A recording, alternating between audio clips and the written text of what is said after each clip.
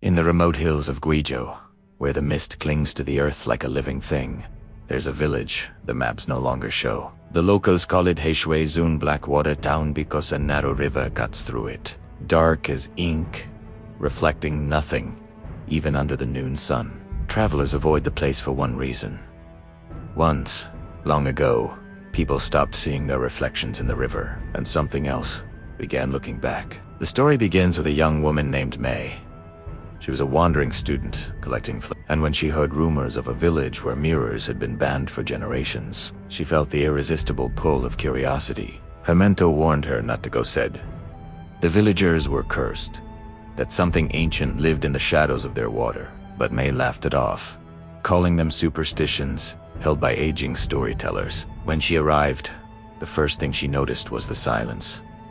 No birds, no insects. Even the wind seemed unwilling to pass through the crooked wooden homes. The villagers watched her carefully, eyes weary and sunken, as if sleep had abandoned them long ago. They refused to answer her questions, only whispering one phrase: "Do not look into the river after dark." But that night, May's curiosity gnawed at her. She left her lodging and walked the dirt path toward the Blackwater River.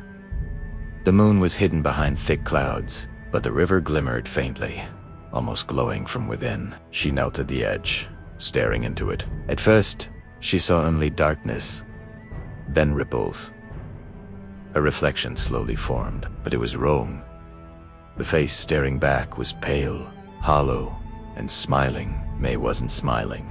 She gasped and stumbled backward, but the reflection didn't disappear. Instead, it leaned closer, as if pressing its phantom face against the surface of the water. And when its lips moved, May felt cold breath on her ear. Yet nothing touched her. She ran back to her room, heart pounding, but sleep did not find her. Every time she blinked, she saw those empty eyes staring back. The next morning, she told the village elder what she had seen. He closed his eyes with deep sorrow and began telling the truth that the villagers feared to speak. Hundreds of years ago, a woman named Sche Poe, a spirit of drowned souls, emerged from the river. She mimicked the faces of villagers, lured them to the water, and pulled them beneath the surface. Their reflections disappeared because the river claimed them, storing their souls inside its depth, like trapped insects in amber. The villagers destroyed every mirror in town to keep her from using reflections as portals. But the Alda said something that chilled May's blood.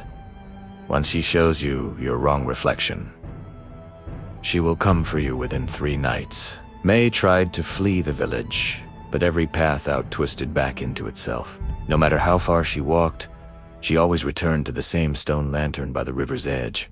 It was as if the entire forest had changed shape around her. On the second night, she woke to a faint dripping sound. Not water. Something thicker. She lit a candle and saw wet footprints on the floor, small, bare, and leading directly to her bed. May froze. The footprints stopped at the foot of her blanket, and whatever made them was gone. Or hiding. She didn't sleep again. The third night arrived with heavy fog swallowing the village. May felt her breath trembling as she heard the distant sound of water sloshing, though the river was miles away. Then she noticed the candle flame bending, pulled toward the corner of the room like wind was blowing from inside the shadows. A whisper brushed her ear, this time unmistakably real.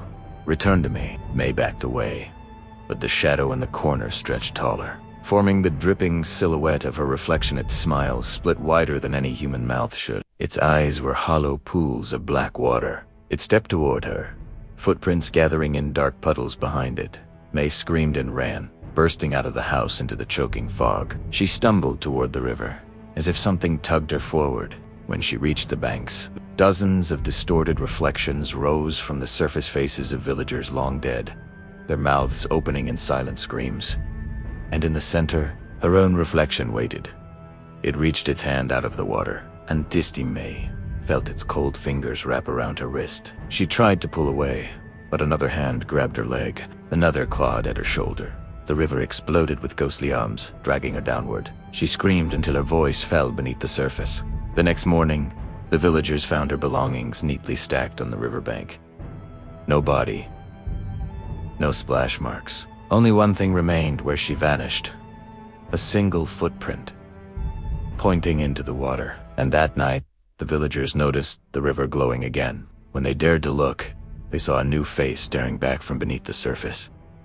May, smiling, but this time, her eyes were dark, empty, and waiting for someone else to look too long. If you ever travel through Guizhou by night, and you hear water moving even though no river is near, do not look, do not search for the source. And above all, never look for your reflection, because it might already be looking for you.